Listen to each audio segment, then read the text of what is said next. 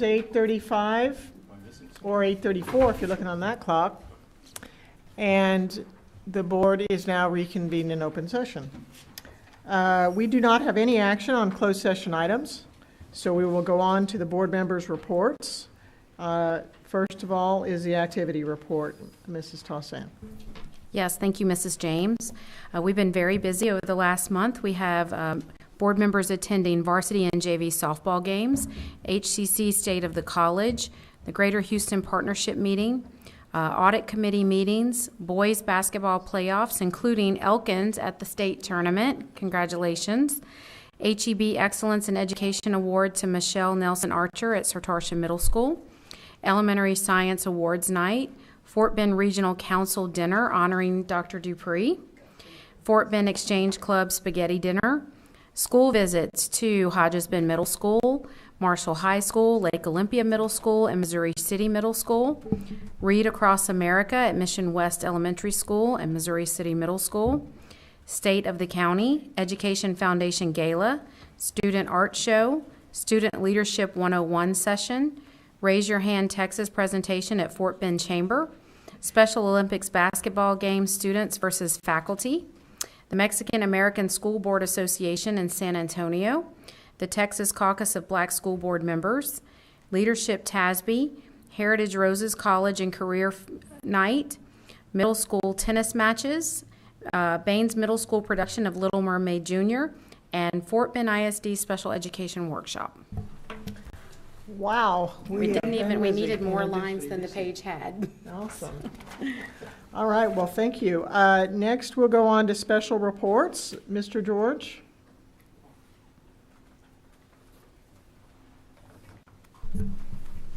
Thank you, Madam President. I just finished attending Leadership TASB Session 3. It was an exceptional experience, and I just wanted to share some of the thing I learned and some of the schools we visited real quick.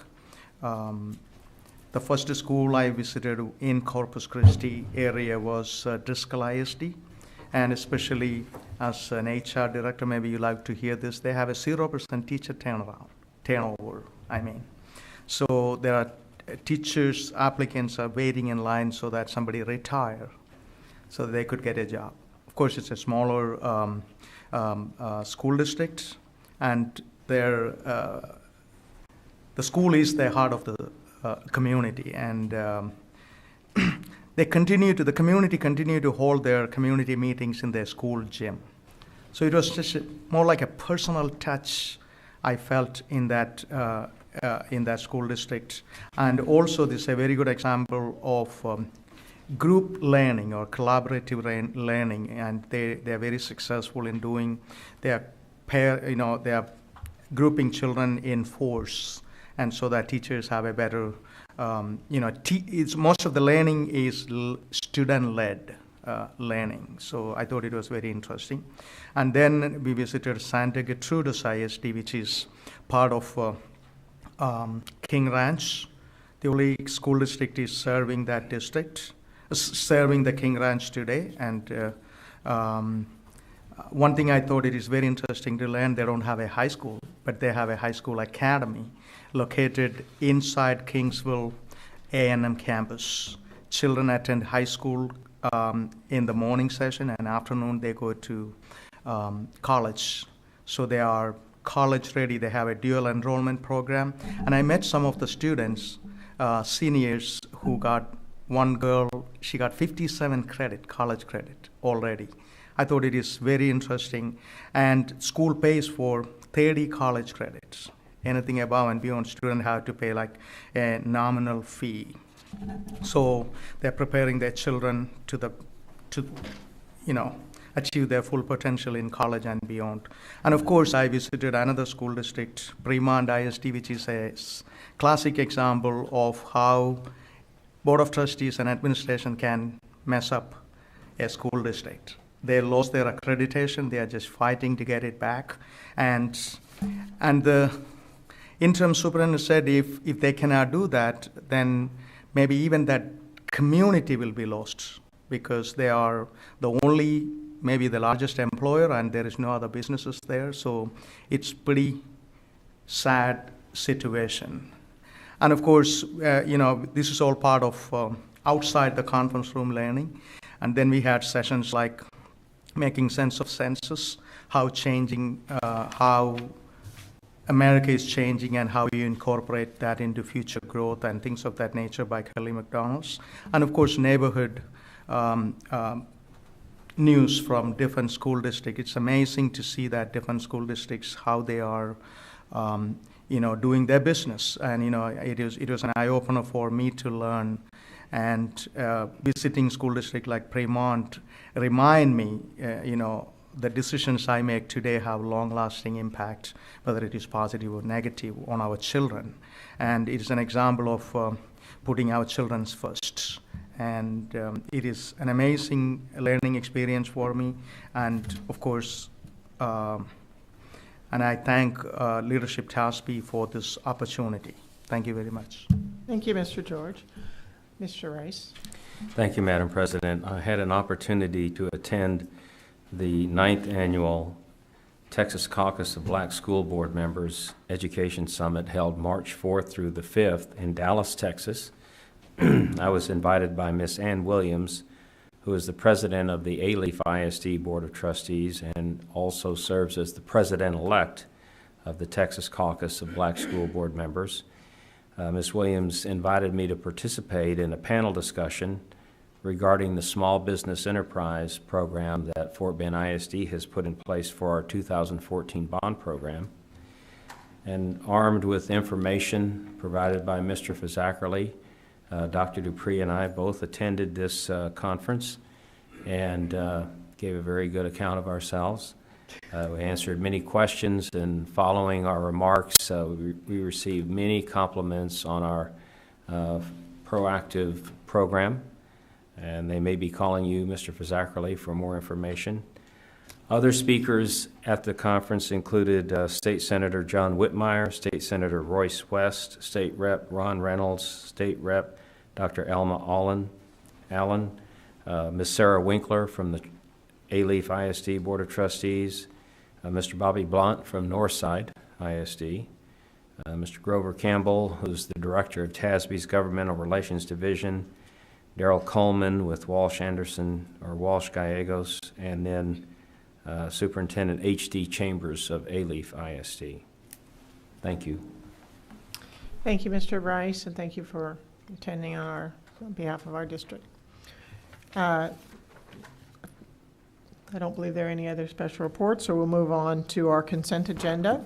Do we have any items that we'd like to remove from the consent agenda this evening? Yes. Ms. Heller. E2. E2. Anything else? Mrs. Tosan? Yes, Madam President, I'd like to remove A, D, and E3. A, D, and E3. Anything else? All right, and I entertain a motion for the remainder of the consent agenda. Madam President, I move to approve the entire consent agenda as presented with the exception of items A, B, E2, and E3. Second. We have a motion for the entire consent agenda with the exception of items A, D as in dog, E2, and E3. Do we have discussion? I'd like to make one comment regarding the Ridgemont Elementary Spark Park.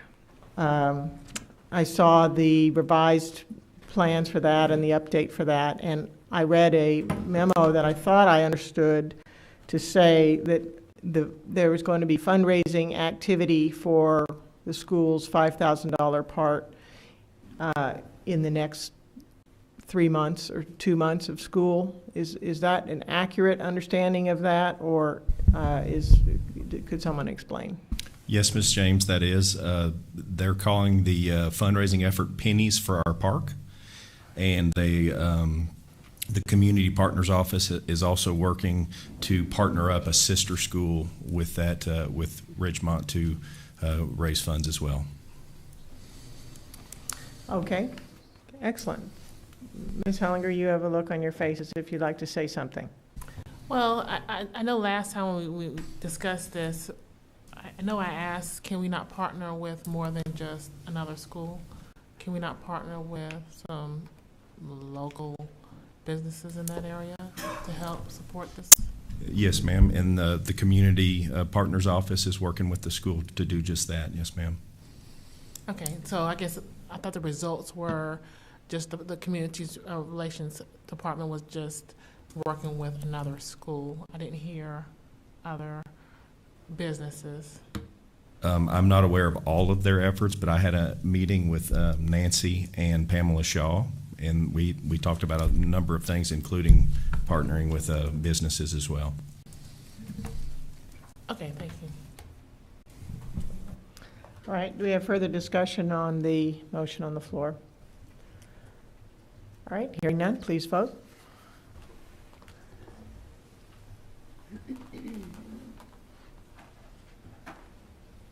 The motion passes. Let's go on now to item 11A, the campus and non-campus staffing. Madam President, I move to approve consent agenda 11A as presented. Second. We have a motion by Mr. Rice and a second by Mr. Rosenthal. Do we have discussion? Mrs. Tossan. Yes, thank you. First of all, I wanted to thank Dr. Dupree and Dr. Hill for providing the list of special education staffing allocations that I requested at the last workshop. And so I just had a couple of questions for clarification purposes. First of all, regarding the final numbers that you sent us, Dr. Hill, how did we come to the determination that this was how many special education staff that you guys were recommending for approval?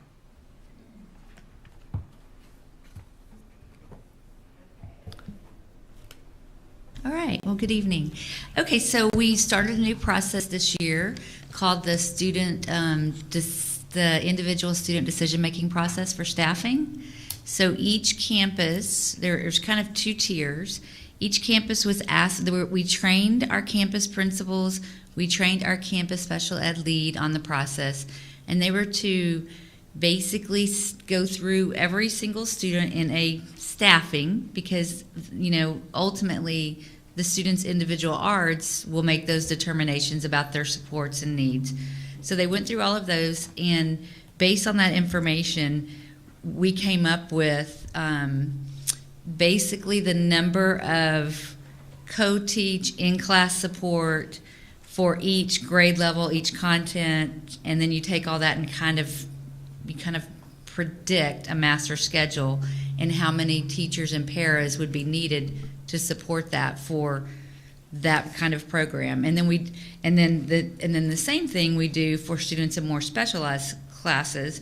We look at we don't just, one of the things we've really worked hard on is not just looking at a number and saying, if you have X amount of kids, you get this staff, but really looking at the individual kids, what kind of supports do they need to be successful, whether that's through that program or through another program, and that's how we allocated staff. Okay, good, thank you. So that makes sense to me. I think that's a great way to do it. Thank you for being so purposeful in allocating staff. I personally appreciate that. I know a lot of other parents and students do as well. So is the staffing allocation list that you sent us today, is that how the staff that we're going to approve tonight is going to be utilized? And I think we all have it at our yes. So, for example, we have a particular campus that says that they're going to get a gain or a loss of a teacher and a gain or a loss of a paraprofessional. There's a note on the side that talks about what, if they're having a decrease in individual student needs or increase in student needs, or if there's an actual program change, like we may be changing a program to another campus or things like that. So based on that plus or minus at the end, that's the allocation that will be given to the campus. That allocation may be filled with a person already as a redirect from another campus, or that allocation may be, the principal may be able to hire for that. So I see at the bottom here, we see a total gain of 26.5 teachers and a total gain of 22 paraprofessionals. Correct. Okay. Does that, I didn't really look because I just got it this afternoon. Does that correspond? Okay. Okay. Thank you very much for that work, and thank you for the explanation. I appreciate it. You're welcome. Okay, excellent, thank you. Great. Do we have further discussion? Hearing none, please vote.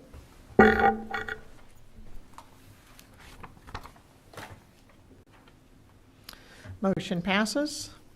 Next item that we'll consider is item 11D, donations exceeding $10,000. Madam President, I move to approve consent agenda 11B as presented. Second. We have a motion for item 11D, which is the donations exceeding $10,000. Mrs. Tossan, discussion. Yeah, the only reason I removed this was just to reiterate, I'm very happy to see that these elementary schools are getting these playground covers, Madden Elementary and Scanlon Oaks Elementary, and they're being donated by their PTOs.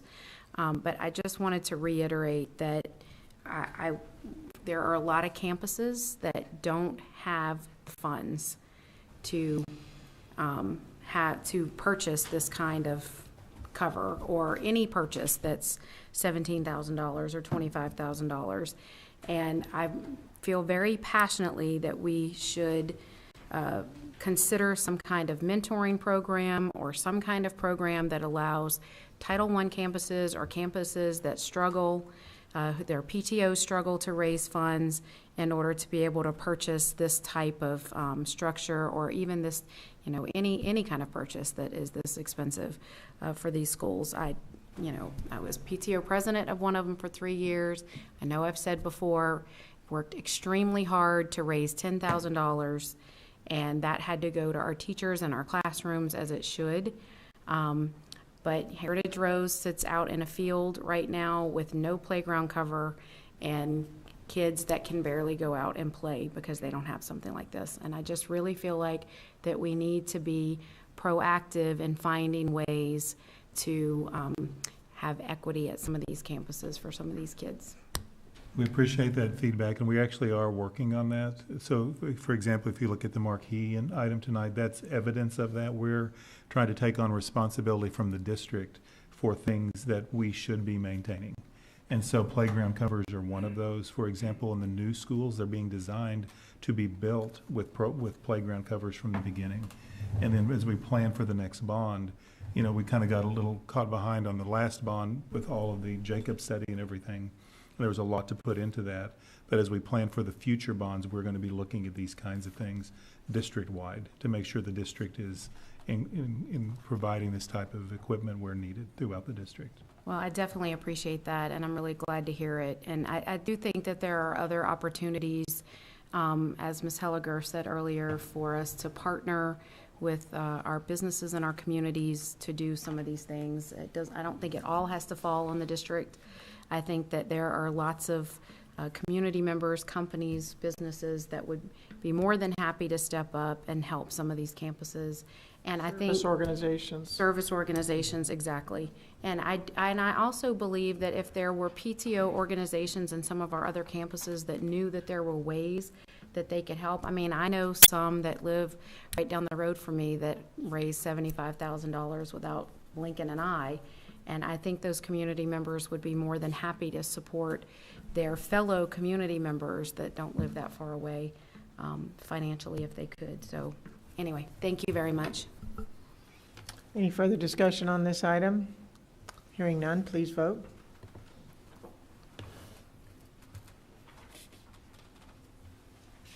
Motion passes. Our next item for consideration is 11E2, which is the CTE facility, professional services. Madam President, I move to approve consent agenda item 11E2 as presented. Second. A motion by Mr. Rice and a second by Mr. Rosenthal. Do we have discussion? Ms. Hellinger. Yes. I know previously we've discussed on how to provide experience to some of our local businesses, especially our MWBEs. I know we've talked about the matrix that was provided. We used a different matrix for this particular facility and scoring. and they still kind of all ended up the same as previously submitted scoring and matrices. So I would like to ask that as we move forward with this, that we partner with local MWBE businesses to provide them with the experience so that they can be part of our bidding process, to actually get scored high enough that they can actually take on some of our projects in the district. Well, we actually, as you know, we've adopted the Small Business Enterprise Program, and we've talked on several occasions that applies to construction only at this point. And we expect during the coming months, the board will be considering expanding that to other professional services. So I would suggest that the board consider that policy amendment as they work through that, because we don't have an MWBE program or a hub program in our district, only the Small Business Enterprise Program. So I would rather that what your suggestion come through policy when the board is updating that policy, rather than the district administration doing something independently that's not really structured through policy. So I understand the intent of your feedback, but I think at this point we're operating within policy, and we want to achieve what the board's objectives are. So I think it would be best for the board to consider that as they adopt that update that policy in the future. So, so you're saying that because we don't have a specific policy that allows for that, that we should not, we should kind of move forward with that and not create an independent, I guess, agreement for this particular facility? Because in the past, when we looked at all the facilities that we worked with, right, we had a matrix that was set up, and it seemed to be the same, you know, larger companies because they've had the experience, and so based on that, they were scored higher, right? So then we asked the question, how do we get more involvement from the community and whatnot, and so we created a new matrix. But it still remains the same, especially when it comes to experience. I'm not really sure how different this new matrix really was when it came to the last matrix that we had, our scorecard. Well, right? this one is very different because it was a very specialized facility. Right. So it was very narrowly focused on firms that have had extensive experience with CTE. So this is different than the other. So I think what I would, so when I was reacting specifically to your comment about MWB partnerships. But we understood clearly from the last process that the board desired different processes in selecting firms. So we did this one in a unique way. But I would expect as we do future architects, so for example, if we build another school or do something outside of the 14 bond, we will use even a different matrix and attempt to be more clear and fair access to all. We want to make sure the board feels like we're being fair to all firms. Okay. All right. Do we have other comments on this? Yes. Mr. Rosenthal. Mr. Cleaver or whoever, where does the $44,500,000 in the construction, is that just kind of an estimate or? The $44,500,000 is the budget based on, we have 5% contingency left in that, so that's the total construction budget minus a 5% is that 44. But there have been no bids or anything. We're not near that stage yet. No, sir. Right. No, at Okay, this so at this that's point, we're just setting the kind of budget. right. So it's kind of an estimate budget. Yeah. Okay. Cool. Thank you.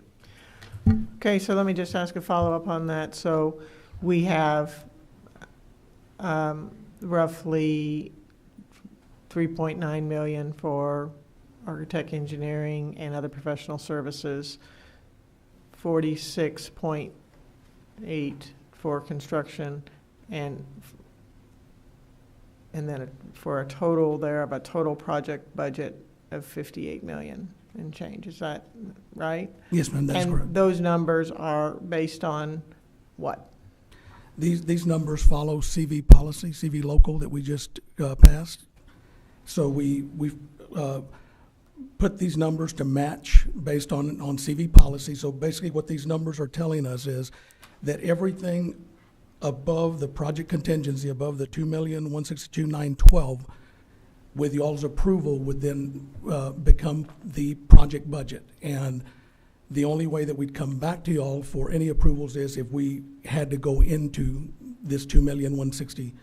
Okay, Oscar, let me, if you don't mind, Mr. James, I think what they're asking, Oscar, is how did you calculate the $44.5 million?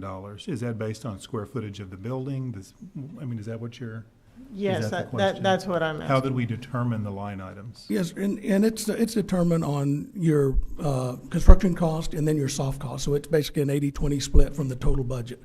But then, if you all recall, in November, there was a plan that was presented to y'all, and that had a budget of $227 per square foot with a 1-year 8% escalation.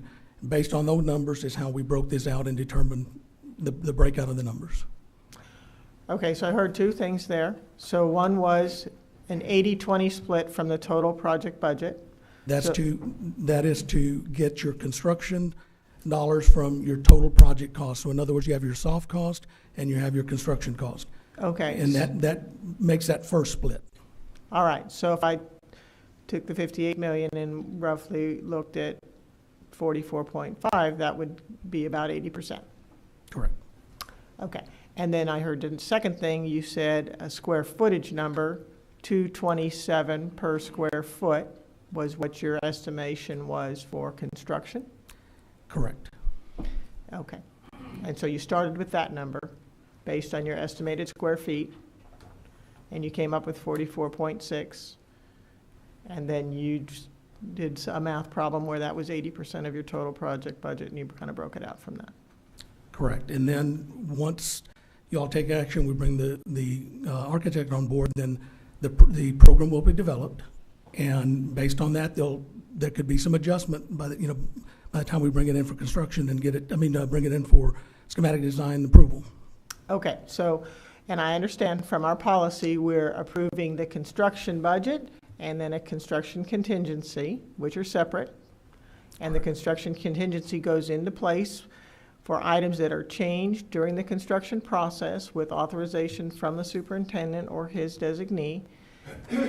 And those, and that's the amount that we as a group are allocating for that process. Correct. Okay, and anything that goes over that is going to come back to us at the board level, and the superintendent is going, according to policy, is going to bring us monthly reports of where we are on the budget, including the contingency funds spent. That is correct, but just one point of clarification. And, this is our budget at this point that we're asking for approval. Mm-hmm. But as we go through programming and we develop this and then eventually bid it out, we will come back and we hope to be as close to this as possible, but there could be an adjustment at that point when we bring the contract. Okay, but that's fine. So we're just trying to get some ballpark numbers here and trying to understand what our potential total project could be. And we know budgets are, works in progress, and we understand that. So but as a board, we want to understand what to expect. So, and then I need one more clarification, and that is the project contingency. So I didn't see anything in our policy that talks about how that is used. So why is that there, and what does that refer to? The project contingency is used only if we were to exceed what we have budgeted here. Then we would have to come to you at that time and let you know clearly why it is that we need to dip into that. That could be because when the bids came in, they came in over budget, and we were not able to go ahead and get them within budget. So we would come to you at that point and let you know how much of the project contingency we would need. Okay, so if I add all those numbers up there, are you including the 2 million in project contingency in the total project budget? Yes, ma'am. Okay, so we essentially are committing that amount to the project, but it doesn't have a designation, and any use of it would come back to the board? That is correct. The total commitment that we're requesting is the $58,329,189. Okay, The $2,162,911 that you're speaking about, we would have to come back to you if we wanted to utilize it. okay. Thank you. All right, do we have any further discussion on this item? Mrs. Tossan? I just have one follow-up to Ms. Helliger's questioning. So, Dr. Dupree, you said that, or you made a suggestion that we should address some of her concerns raised in policy. Is that something that we have already reviewed or something that we are going to be reviewing?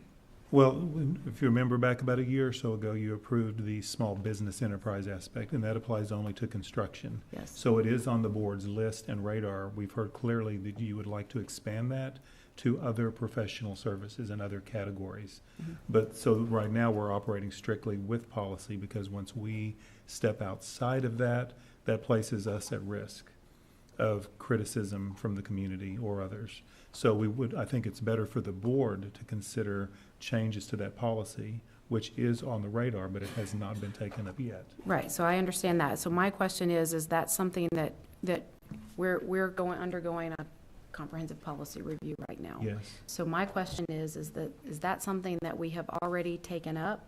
Is that something that we're going to take up? Okay, so we haven't come to that yet. Correct. In the context of the policy review, it's upcoming. Upcoming, that was my question. It's in the C section, and we did E, now we're working on D. We haven't done C yet. Okay, so that was my question. So it's in C, so it's coming up. So perhaps, I mean, I know that you heard Ms. Helliger's comments, and perhaps that's something that needs to be on our radar to determine, to start thinking about what we want that to look like, and how broad we want that to be. Thank you. All right, do we have further discussion on this item, which is professional services for the CTE facility? Hearing none, please vote.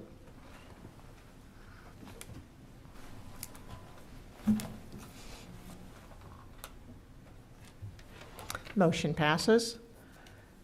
Next item is item 11D3, the district marquee replacement. Madam President, I move to approve consent agenda item 11E3 as presented. Second. We have a motion by Mr. Rice and a second by Mr. Rosenthal. Do we have discussion on this item? Mrs. Tossan? Yes, and the only reason that I pulled this item is because, and forgive me if you guys have answered this question in the past, but we were provided with a list of 2 packages for replacement of the marquees at various schools. Will we be continuing to replace marquees in the future at other schools? And if so, when do we anticipate this happening? The answer is yes, we do. Do we have a timeline for the remainder? Sir, we can put that together this summer and probably bring it back in the spring for next summer work. So we're looking at next year for replacing, or is it our intent to replace every marquee across the district that needs replacing? I understand that there are some PTOs have purchased and some that are new, but is it our intent to replace every marquee that is not these are digital, is that correct? Yes, ma'am. You know, some of our signs are already the monument style signs, and it'd be our hope that we could just do a digital insert into where it's currently the manual letters. So it would be on a case-by-case basis. If the monument sign already exists, we would leave it there if it's in good shape, structurally sound, okay, and we could get a fit for the digital insert. Do we have a timeline for replacement of all the marquees across the district? Have we looked at that? No, ma'am, I do not have that together, but that's something we could put together pretty quickly. Okay, yeah, I would like to see that. Okay. Thank you. Do we have further discussion on this item? Hearing none, please vote.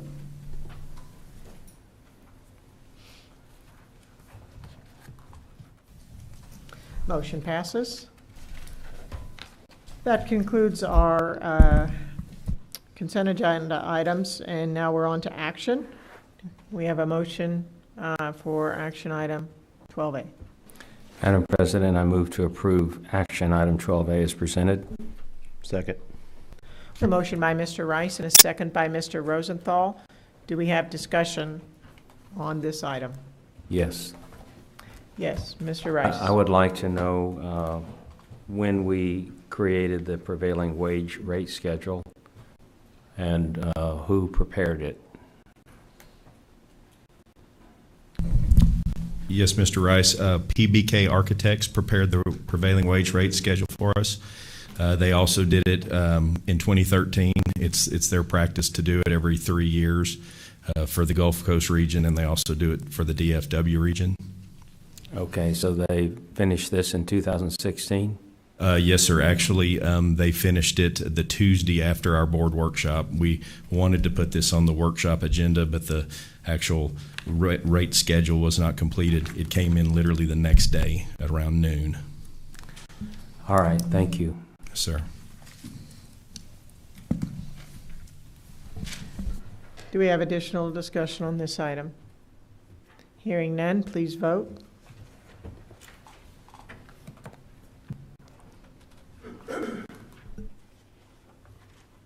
Motion passes. Next item is information. Dr. Dupree? Yes, ma'am. What we have for you, you were each handed a binder or a place at your place for a board policy D series. I think you're familiar with the routine. We'll ask you to review those policies. Please feel free to email us, call us with any feedback, questions, and those will be presented in the April meeting cycle for review on the agenda and approval at the regular meeting. So I have a question. Are we, are we looking at the entire set of policies, or are there particular ones that we are? No, ma'am. It's the same practice as what we've been doing. I think it's about 5 or 6 policies from the D series. Now, because this is your your introduction to the D series, there's a whole section of other policies for future work and consideration. So you'll find in there a schedule of all the D policies, so you can kind of see the planned activity for each of them. Okay, so behind tab 2 is where the policies for our consideration are, and then tab 3 has all the rest of them, which we may or may not be considering in the future. That's correct. All right, so it looks like there are 3, 6, 9 policies for April series. That's a lot. Okay, well, great. Thank you so much. We'll look forward to that reading. You're right. Next on our agenda is the review of future board meeting items. Yes, ma'am. So April is right upon us, and you'll see we have a number of items, including a bond refunding. It says in the book that we're going to be looking at the educational technology plan. That's actually been pushed out till May due to some additional work that needs to be done on the curriculum and instruction side. Another big activity for April is the contract renewal cycle for all employees on contracts, so we'll be bringing those to you for approval and consideration, in addition to any potential non-renewals of contracts later on in April. We're going to ask you to consider, well, some of these things have been moved out to May, so I'm not going to read the whole list to you. We are going to ask you to approve hazardous routes. That's a big activity related to transportation. That's important, that we'll bring to you a number of, as you can see, construction and facilities items. And let's see, April 25th, the board will conduct their annual self-evaluation. And I know we'll be doing some preparation work for that we'll be engaging with the board on. Then we get into May, we're going to do a couple of internal audit updates to the board. As you can see, also in each month, we're going to continue the budget discussions. That's just the time of year where we are. We're also in May going to talk about the assessment plan, that's student assessment plan and program evaluation, to bring the board up to date on our work in that area. And then, as we've noted, we'll continue in May with the E series of policies. So is there any other feedback, questions, or guidance the board would provide? Ms. Hellinger? Yes, based on the comments that you made earlier concerning the policies that outline how we do business with vendors or contractors, how can we get it up earlier on our schedule? Because it's not showing in April, May, so I'm not sure where it's on your agenda. Well, you just have to say you'd like to see that moved I would up. like to see that. There's been several that we've pulled out of order. Yeah. We can do All that. right. We have another one in there that is in that same category, CW, is on the list for April, I think. So maybe we can do those two at the same time. We're actually putting that one out till May. We were gonna do that in conjunction with the contracts for the schools that would be named. Okay. So we could definitely get the other one ready. We'll need a few weeks to prepare that, but I think we could have both of those ready for May. Okay, I think that seems reasonable, and since these next things that are coming up are construction contracts anyway, and I think our small business enterprise covers that. Okay, any other questions on this? I had a thing that I think is missing, and that is we had talked about doing a report on our IR campus, improvement required campuses, and having a report come back to the board about what progress there is or what the situation is on those campuses. I wasn't aware you expected that as an oral report, but we'll be happy to do that in April. Okay, well, what was your plan? What was your thinking you were doing as written? A written update as we did back in January. Okay. So we're happy to do whatever the board would like. Okay, well, I just want to be sure we get it out, get it on the agenda, or get it in the process, because I think it's important. And if we don't have it here, then we can't talk about it as a group. So, okay, I think I would like to have it in the boardroom, just so that we can present it for the community. Right. And we might. This is a brainstorm, so I reserve the right to withdraw this. And it's pretty dangerous, actually, to brainstorm in the boardroom with a microphone and a camera in front of you. But it does occur to me that perhaps we could we could think a little more broadly in terms of feeder patterns of those areas, something like that. Schools, those high school feeder patterns, something like that. We could maybe discuss. Or at least have the opportunity to discuss the plans for the upcoming school year with regard to those feeder patterns. I don't know if that's possible or not. Not in April. And actually, to be honest, it would be really challenging to do in April or May, just because we're in the midst of so much planning. So Okay. I would be reluctant to commit to an extensive report of that nature at this point. Okay, well, maybe at least we can talk about the IR campuses and then see what other questions that brings up. All right, do we have any other comments or questions? That concludes then our information items. I have a So, motion to adjourn. all those in favor, please say aye. Aye. Meeting adjourned.